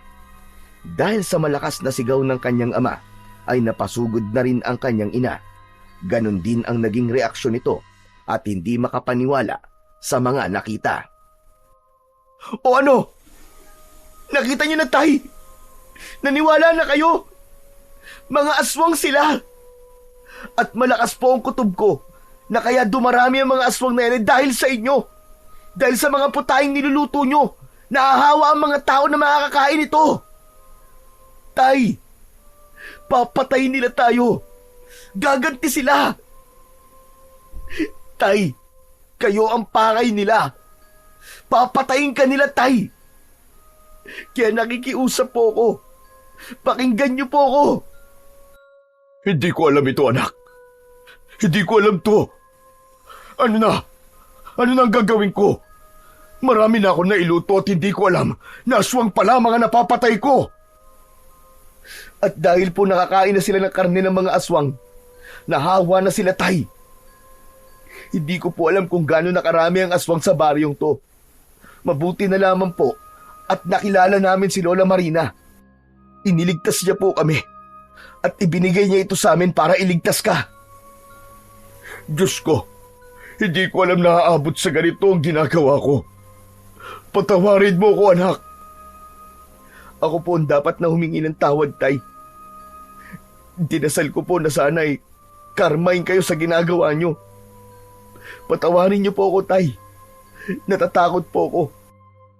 Natatakot po ako na baka balikan kayo ng kapamilya ng mga aswang na napatay niyo. Maya-maya pa ay dumating na rin si Ken. Galit na galit ito nang makita si Mang Romy. Pinigilan niya ang kanyang kaibigan nang muntik na nitong suntukin ang kanyang ama. Bitiwan mo ako! Bitiwan mo ako, Ariel! Papatayin ko ang ama mo! Walang iya siya! Pati ang mga magulang ko! Ginawa niyang aswang! Huminahon ka muna, Ken. Huminahon ka muna. Hindi alam ni tatay. Wala siyang alam sa mga nangyari. Ganyan ka naman eh! Palagi kang walang alam! Buhay ng mga magulang ko pinag-uusapan dito! Paano ko pa sila may liligtas kung sila mismo ang mga aswang? Pero buhay rin ng ama ko ang pinag-uusapan dito, Ken. Kaya huwag kang magpadalos-dalos ng desisyon mo. Ang kailangan natin ay kung paano natin sila may liligtas. Patawarin mo ko, Ken. Wala talaga akong alam na aswang ang mga asong gubat na yun. Hindi ko kailangan ng paliwanag nyo. Kasalanan nyo ang lahat ng ito. Naging sakim kayo sa pera. Ken, tama na. Huwag mo sanang kalimutan na ama ko pa rin siya. Bitiwan mo ang braso ko. Ibabalik ko ang pamilya ko. Kapag may nangyaring masama sa kanila, hindi ko may papangako na walang mangyayaring masama sa tatay mo. Halos patabig na iwinaksi ni Ken ang kamay ni Ariel. Tinalikuran siya nito na may mabibigat na yabag ng paa sa sahig. Nang sulyapan niya ang kanyang ama, ay hindi ito makapagsalita. Bakas sa mukha ni Mang Romy ang matinding pagsisisi sa kanyang mga nagawa. Naghari ang katahimikan sa buong kusina, habang ang kanyang ama ay titig na titig pa rin sa pugot na ulo ng tao. Muling itinuktok ni Ariel ang kanyang tungkod sa sementadong sahig. Sa isang iglap ay bumalik sa pagiging asong gubat ang nilalang na napatay ni Mang Romy. Kinabukasan ay nabalitaan ni na Ariel at Mang Romy ang nangyari sa baryo. Ilang mga katawan ng tao ang natagpuan sa kagubatan. Lahat ay sunog ang mga katawan at nawawala ang kasuotan. Ito marahil ang mga aswang na napatay ni Ariel sa kagubatan. Pero ang mas matinding lumikha ng kaguluhan ay ang ilang mga taong natagpuang wakwak ang tiyan at nawawala na ang lamang loob. Kumalat hanggang sa bayan ang paggasik ng lagim ng mga aswang na until. Maghapong nakakulong si Mang Romy sa silid ng mag-asawa. Hindi ito makausap dahil sa mga nangyari. Si Ken naman ay hindi na nagpakita sa kanya. Alam niyang masama ang loob ng kanyang kaibigan. Ilang araw na hindi nagbukas ng karinderya si Mang Romy, kaya hindi nila inaasahan na susugurin sila ng mga tao. Nay! Tay! Ano pong gagawin natin? Pabayaan mo ko, anak. Ako ang haharap sa kanila. Magkukunwari akong walang nalalaman tungkol sa kanila. Kung ang niluluto kong ulam ang naging dahilan ng pagiging aswang nila, kailangan kong harapin ang aking pagkakamali. Tutulungan kita, anak, na mawala ang hawa ng aswang sa katawan nila. Tay, ano pong ibig niyo sabihin? Sasama ako sa kanila, anak. Pero tay, baka mapahamak po kayo. Huwag mo kong alalahanin, anak. Sa akin nagsimula ang lahat. Kaya ako rin ang tatapos nito. Wala nang ang nagawa si Ariel nang buksan ni Mang Romy ang pinto ng kanilang balkonahe. Sumalubong ang mga tao na hindi mapakali at biglang nag-uunahang lumapit sa kanyang ama. Parang mga nawawala sa sarili na nakikiusap na ipagluto sila ng lutong ulam ni Mang Romy. Tay, sasamahan ko po kayo. Huwag, anak. Mahahalata nila tayo. Samahan mo na lamang ang iyong ina dito. Pangako, babalik ako, anak. Maluwa-luwa ang mga matang nahabol ng tingin ni Ariel ang kanyang ama papalayo sa kanilang bahay. Lumapit sa kanya si Aling Lina at sinabi nitong may tiwala ito sa kanyang ama at sa karinderya lang naman ito pupunta. Lumipas ang oras hanggang gabi ay walang Mang Romy na umuwi. Panay na rin ang iyak ng kanyang ina habang nakaupo ito sa upuan na gawa sa tabla ng kahoy. Para nang pinipiga ang dibdib niya sa kanyang pag-aalala. Aalis po ako, Nay. Hindi ko po dapat na pinabayaan si tatay. Sana'y sinundan ko po siya kagad. Mas lalong lumakas ang hagulgol ng iyak ni Aling Lina. Nang makita nitong may dala siyang tungkod, mabilis itong tumayo at pinigilan siyang umalis. Ano po, Nay? Maghihintay na lamang po ba tayo rito? Paano po kung napahamak na siya? Diyos ko, bakit ba nangyayari to? Maya-maya pa ay nakarinig sila ng malalakas na pagkatok sa kanilang pinto sa labas. Inakala ni Ariel na si Mang Romy na ang nasa labas. Pagbukas niya ng pinto ay bumungad sa kanyang harapan ang humahangos na si Ken. Pawis na pawis ang mukha nito na mabilis na pumasok sa loob ng kanilang bahay. Mabilis din itong isinara ang pinto at bintana bago siya nito hinarap. Tol, bakit? Ano nangyari? Bakit napasugod ka? Si Mang Romy, kasama ang mga magulang ko. Papunta sila ngayon sa kagubatan. Pigilan natin sila para silang nawawala sa kanilang mga sarili. Ano? Alam mo bro, ang hina talaga ng isip mo eh.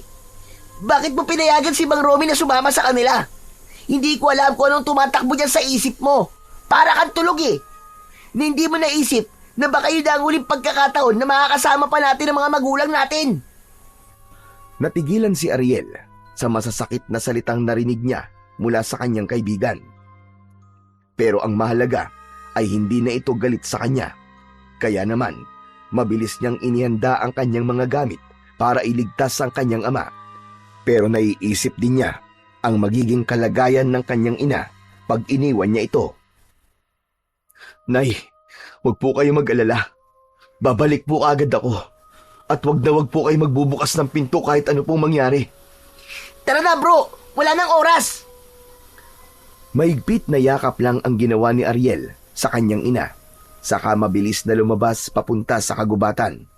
Pagdating nila sa labas ng kanilang bakuran, ay nakita niya mula sa madilim na sulok ng daan ang kanyang ama at ang mga magulang ni Ken.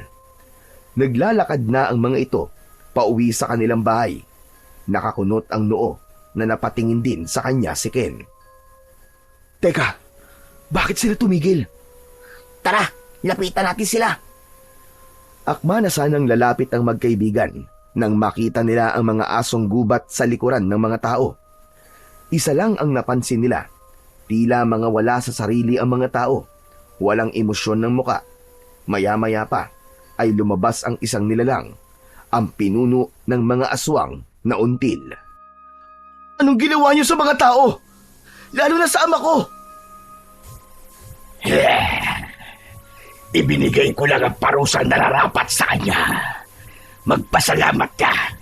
Hindi ko siya pinatay. Ang gusto ko, maranasan niya ang naranasang hirap namin mga aswang. Kung paano kami mamuhay. Pero mga magulang ko, wala silang kasalanan sa inyo. Bakit pinarurusahan mo sila? Hindi ako may gawa niyan. Sisihin mo ang taong ito. Matitikman mo ngayon ang paniningil ko. Malalasap ng ama mo ang hirap kung paanong mabuhay bilang isang asong gubat. Teka, ano pong ibig niyo sabihin? Bantayan mo ang iyong ama. Sa ngayon, patas na tayo. Kapag nagkaharap na ulit tayo, pasensyahan na lamang tayo. Kailangan na kitang patayin para sa kaligtasan ng aming lahi. Pinatay ng ama mo ang 2 kong anak. Ang aso na pinakailaman niya ay anak ko. Pati na ang kaawa-awa kong bunso ay pinatay niya. Wala nang natira sa akin. Sa dami ng buhay na kinuha ng pamilya mo sa akin, kulang pa ang buhay mo bilang kapalit nila. Pagkatapos nitong magsalita, ay umalis na ito sa harapan nila, kasama ang mga alagad nito. Halos patakbo nilang nilapitan ang kanilang pamilya. Tay! Tay! Ha? Anak, bakit ka pa sumunod dito? Teka, aba, anong ginagawa ko rito? Ang buong akala ko nasa loob kami ng karinderya. Saka, madilim na. Ano ba nangyari, anak? Tay, sa ako na lamang po ipapaliwanag sa inyo. Tara na po sa loob ng bahay. Ihatid ko na muna ang mga magulang ko, tol. Pero babalik ako. Pupuntahan kita sa inyo. Sige, pero mag-iingat ka, tol. Halos maluwa si Aling Lina sa sobrang tuwa nang makita nito ang kanyang asawa. Samantalang ang kanya namang ama ay parang nangihina na napaupo sa bangko. Ilang saglit pa ay biglang nakarinig sila ng malalakas na katok sa labas ng kanilang bahay. Aba, ang bilis naman yata ni Ken. Nang buksan niya ang pinto ay nanlaki ang kanyang mga mata nang makita si Lola Marina. Nakatayo ito sa pintuan at seryoso ang mukhang nakatingin sa nakaupong si Mang Romy. Lola, ano pong ginagawa niyo rito? Papasukin mo na muna ako. Biglang napatayo sa pagkakaupo si Mang Romy nang marinig nito ang boses ng matanda. Nakita ni Ariel ang pag-aalala sa muka ni Lola Marina. Umupo ito sa harap ni Mang Romy. Bakit po kayo naparito, Lola? Babawiin na po ba ninyo ang mutya? Hindi, Ariel. Gusto ko lang siguraduhin kung totoong si Romy ang nakita na mag-isang naglalakad sa kagubatan kasama ang pinuno ng mga aswang. Na si David, ang anak ng babaeng until na pumatay sa asawa ko. Batay sa pagkakatingin ko sa mukha ng iyong ama, hindi na siya normal na tao, Ariel. Diyos ko, paano po nangyari yun? Ito na ang sinasabi kong mangyayari sa kanya, Ariel. Ang kanyang ama ay nananatiling nakatayo at nakatitig lang sa matanda. Parang matagal nang magkakilala ang mga ito. Ano masamang hangin na nagdala sa inyo rito? Hindi po ba't sinabi ko sa inyo na hindi ko kayo kailangan? Hanggang kailan mo ko titiisin, anak? Nasa panganib ka na, pero ang pagiging matigas mo pa rin ang pinapairal mo. Matanda na ako, anak, at ayokong mamatay nang hindi tayo nagkakaayos. Ibinaling ni Mang Romy ang paningin sa natigilang si Ariel. Kaya naman, kitang-kita niya ang luhang pumatak sa mga mata ng kanyang ama. Kung ganun po kayo po ang lola ko. Kayo po ang nanay ni tatay. Huwag mo siyang kausapin, anak. Bakit po? Pati ba naman ang apo ko, ilalayo mo rin sa akin? Tay, ano po ba nangyayari? Bakit galit na galit po kayo kay Lola Marina? Dahil siya ang dahilan kung bakit may mga aswang. Nagkamali siya ng gamot na ginamit nun. Kaya nga napatay niya ang asawa ni David dahil gusto niyang iliman lahat. Pagkatapos, bigla na lamang magpapakita sa akin na parang walang nangyari. Hindi ko alam, nasusundan pala ako ni David. Lola? Patawarin mo ako, apo. Anak ko, kaya nga'y tinatama ko na ang mga nagawa kong pagkakamali noon. Pero anak, may pagkakamali ka rin. Kaya nga narito ko. Nakahanda na akong tumulong para mailigtas ka. Hindi ko kailangan ng tulong nyo. Tay, mukhang tama po si Lola. Kalimutan niyo na po ang mga nakaraan. Ang mahalaga ay mailigtas po natin ang mga tao. Kayo! Maya-maya pa ay dumating naman si Ken. May dala itong malapad na itak dahil nalaman itong susugod na mga aswang na until sa baryo. Nakita rin ito si Lola Marina, pero pagkatapos nilang ipagtapat sa kanyang kaibigan ang tungkol sa matanda, ay nagkasundo ang apat na ililigtas nila ang mga tao sa hawa ng pagiging aswang. Ilang sandali pa ay biglang napasigaw si Mang Romy. Napahawak ito sa dibdib at biglang tumulo ang malapot nitong laway. Napadapa ito sa sahig na parang aso. Kitang-kita ni Ariel kung paanong unti-unting humaba ang bibig ng kanyang ama. Tumubo ang buntot, humaba rin ang tenga at nagkulay pula ang mga mata. Isang malaking kulay pulang asong gubat ang naging anyo ni Mang Romy. Tay! Ano po nangyayari? Diyos ko! Ang tatay ko! Hindi naman kinaya ni Aling Lina ang mga nasaksiyan. Nawalan ito ng malay at kahit si Ken ay hindi rin makapaniwala na isang aswang na si Mang Romy. Tay! Huwag mo siyang hahawakan na po. Huwag mo rin siyang lalapitan. Masasaktan siya dahil sa hawak mong mutya. Ituktok mo ang tungkod mo sa sahig. Gawin mo ito ng 3 beses. Saka lang naalala ni Ariel ang ganoong paraan para mawala pansamantala ang pagiging aswang ni Mang Romy. Kaya lang, hindi na ito makakaalis sa kinatatayuan dahil isa sa mga epekto ng tungkod ay ang paninigas ng katawan. Nagwawala si Mang Romy na halatang hindi nagugustuhan ang mga nangyayari dito. Pumikit si Ariel para hindi niya makita ang paghihirap ng kanyang ama. Kasabay na mga luwang umagos sa kanyang pisngi, 3 beses niyang itinuktok ang tungkod. Nagliwanag ang mutya at narinig niya ang malakas na alulong ni Mang Romy hanggang sa maging tao ang boses nito. Pagmulat ng kanyang mga mata ay nanginginig ang buong katawan nito dahil sa lamig. Nay! Nay, tulungan niyo po ako. Ang hirap po palang maging aswang. Ang sakit-sakit po ng buong katawan. At ang mga ugat ko po, parang mistulang tumitibok. Oh anak, tutulungan kita. Patawarin mo ko. Romy anak, hindi ko alam na aabot sa ganito ang kagustuhan kong magkaroon ng malakas na kapangyarihan bilang isang mahusay na albularya. Sana nga ay hindi pa huli ang lahat. Lola, paano ko po may liligtas si tatay? Kailangan mong labanan si David. Tanging ang kanyang dugo lamang ang makakaalis sa hawa ng pagiging aswang nila. Magagawa mo lang yon kapag kusay niyang ibinigay ang patak ng dugo niya sa bibig ng iyong ama. Lola, wala na po bang ibang paraan? Wala na, apo. Ang kailangan ay harapin ang pinuno ng mga aswang na until para kahit siya ay maliligtas natin. Tulungan mo ko, apo, na maitama na gawa kong pagkakamali noon. Kahit ako po, Nay, ay may kasalanan din. Dahil naging sakim din po ako at pumatay ng maraming asong gubat. Akma na sanang magsasalita si Ariel nang bigla niyang naramdaman ang pag-iinit ng kanyang mutya. Napatingin siya sa muka ni Lola Marina at Mang Romy. Kaya naman, mabilis na sumilip sa bintana si Mang Romy. Sakto yon sa malakas na boses ni Mang David sa labas.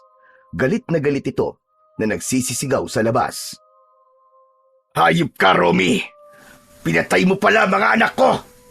Magbabayad kang hayop ka! Hindi kita patatawarin! Katapusan na ninyong lahat! Ni hindi kagad nakagalaw si Ariel nang magsimulang magsipag-akyatan ang mga asong gubat sa kanilang balkonahe. Pilit na pumapasok ang mga ito sa loob ng kanilang bahay. Bro, sinisira nila ang bahay! Haharapin ko sila. Hindi ako makakapayag na saktan nila si tatay. Lalabanan ko siya kahit na anong mangyari. Matapang na binuksan ni Ariel ang pintuan at hinarap niya ang mga alagad ng kalaban. Sumunod sa kanya ang 3 at mas lalong nauulol sa galit ang aswang na si Mang David nang makita nito si Lola Marina. Sa wakas nagkita rin tayo, tanda. Akala mo ba matatakasan mo ang ginawa mo sa asawa ko? Kung ganon, mag-ina pala kayo ni Romy. Hindi na nga tinapos ni Mang David ang kanyang pagsasalita. Bigla itong nagsaaso at sinugod si Lola Marina. Pero humarang si Ariel at malakas niyang pinalo sa muka ang aswang na until. Kaya bumagsak din ito sa lupa. Kasunod naman ang sabay-sabay na pagsugod ng mga alagad ni Mang David. Mabilis din ang naging pagkilos ni Ariel. Itinutok ni Ariel ang kanyang tungkod sa lupa ng 3 beses. Nakita niya ang paninigas ng katawan ng mga alagad ni Mang David habang nakahiga ang mga ito sa lupa. Maliban kay Mang David na tinawanan lang ang ginawa ni Ariel, hindi ito tinatablan ng mutya ng buntot ng bayawak. Nanlalaki ang kanyang mga mata na napatingin sa muka ng pinuno ng mga aswang. Paano nangyari yun, Lola?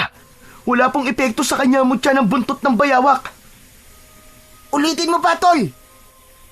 Inulit nga ni Ariel ang pagtuktok sa lupa ng hawak niyang tungkod, pero wala pa ring epekto yon. Sa halip, mabilis na sumugod na si Mang David sa kanila at pinuntirya nang matutulis nitong mga kuko ang dibdib ni Ariel.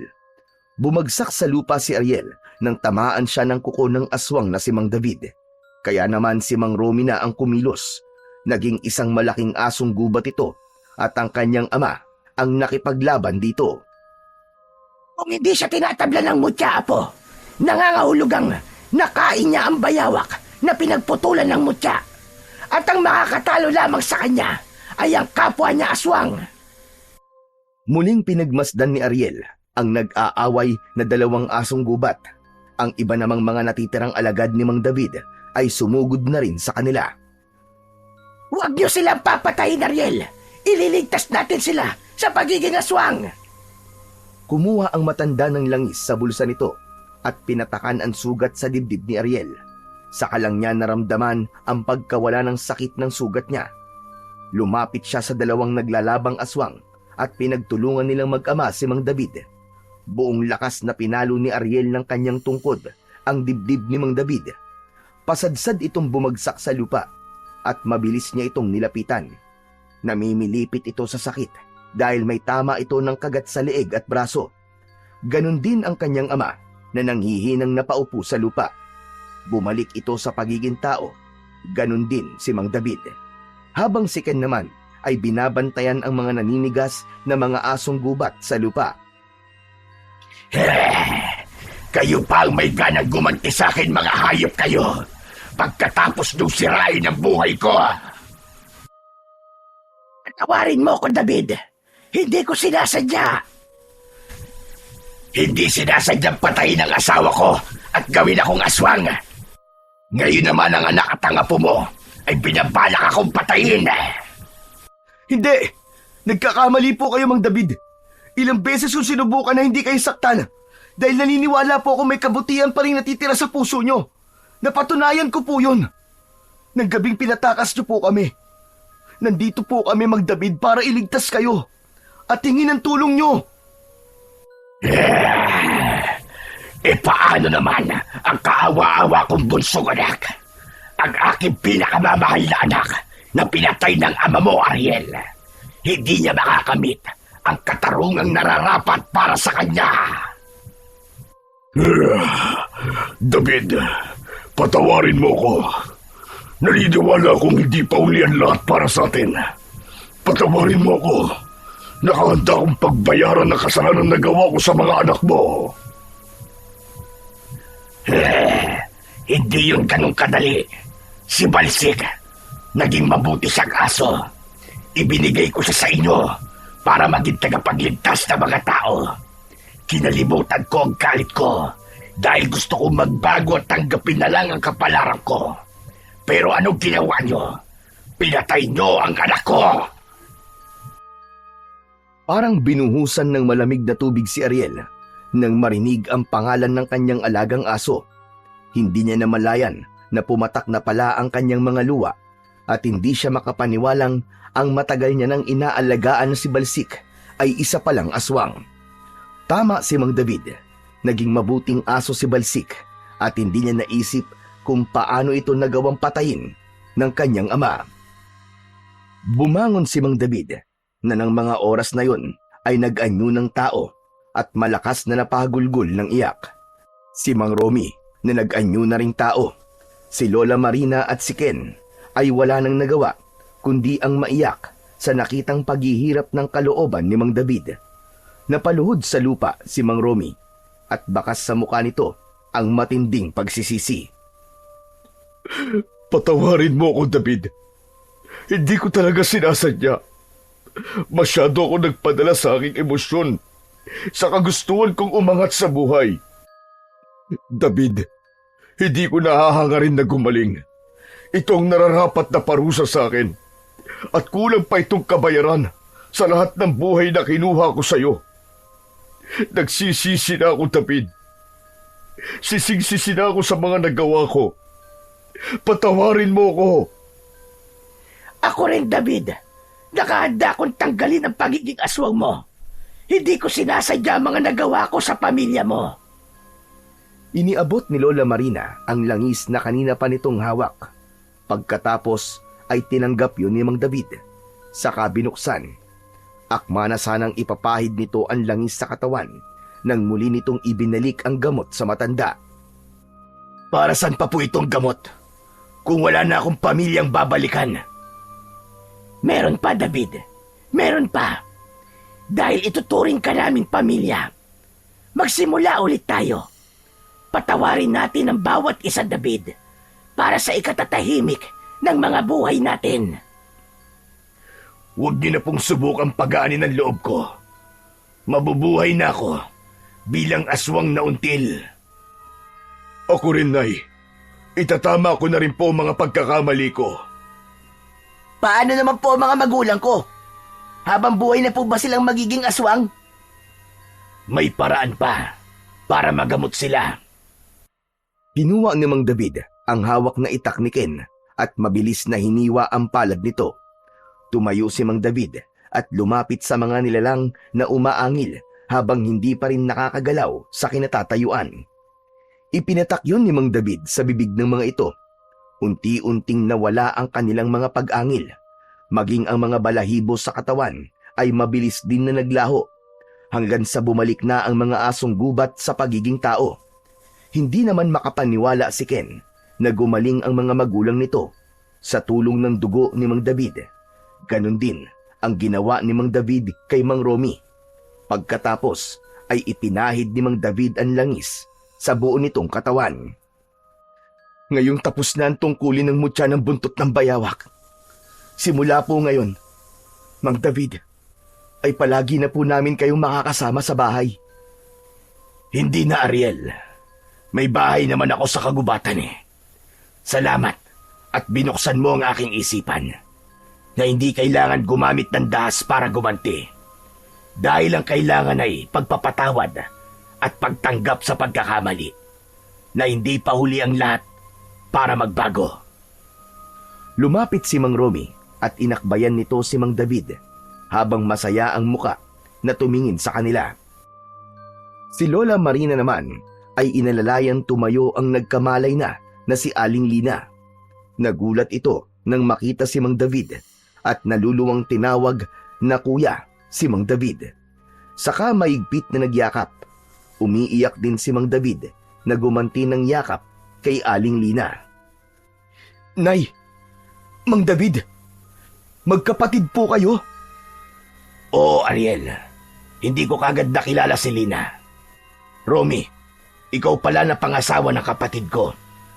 Paano nangyari yon? Bakit hindi ko nakilala ang sarili kong kapatid? Si Aling Lina ang sumagot. Iniligtas daw ito ng mga magulang nila ng gabing nasunog ang kanilang bahay. Kaya ang buong akala ni Mang David ay kasamang nasunog sa bahay si Aling Lina. Kaya pala, nang makita ni Aling Lina na nagbago ng anyo si Mang Romy, ay nawalan ito ng malay dahil alam din pala nito ang tungkol sa mga aswang na until. Hinaplos ni Mang David ang pisngi ni Aling Lina na may peklat ng pagkasunog. Mabuti na lamang at kilala ni Aling Lina ang kapatid nito. Tuluyan na ngang nabuo ang pagkatao ni Mang David. Pagkalipas ng ilang buwan, ay itinuloy ni Mang Romy ang pagluluto ng mga ulam sa karinderya nito, pero sa malinis na paraan. Naging katulong nito si Mang David, Ariel at Ken. Dahil malaki ang negosyo ng kanyang ama, masaya silang namuhay sa baryo ng Talahib bilang isang buong pamilya, habang si Lola Marina naman ay naging isang mahusay na albularya. Kinilimutan nila ang tungkol sa mga aswang na until. Si Ariel naman ay nagkaroon ulit ng alagang aso na pinangalanan ulit niya na Balsik. Magmula ng araw na yon, ang natitira nilang ulam ay ipinapakain nila sa mga asong kalye at naging malapit na ang loob ni Mang Romy sa mga aso. Wala na ring mahihiling pa si Ariel dahil buo na uli ang kanyang pamilya. Magkakasama silang nabuhay ng masaya at malayo sa lagim na naging buhay nila noon. Nangako sila sa isa't isa na habang sila ay nabubuhay, palaging mangingibabaw ang pagmamahalan at pag-uunawaan sa kanilang pamilya. At sa tulong ng mutya ng buntot ng bayawak at sa suporta ng buong pamilya, naniniwala sila na kahit may mga masasama pang nilalang ang magbalik at maggasik ng lagim at sirain ng katahimikan sa kanilang baryo, ay wala itong magagawa dahil sa tulong ng kapangyarihan ng mutya at matinding pananampalataya nila sa Poong May Kapal.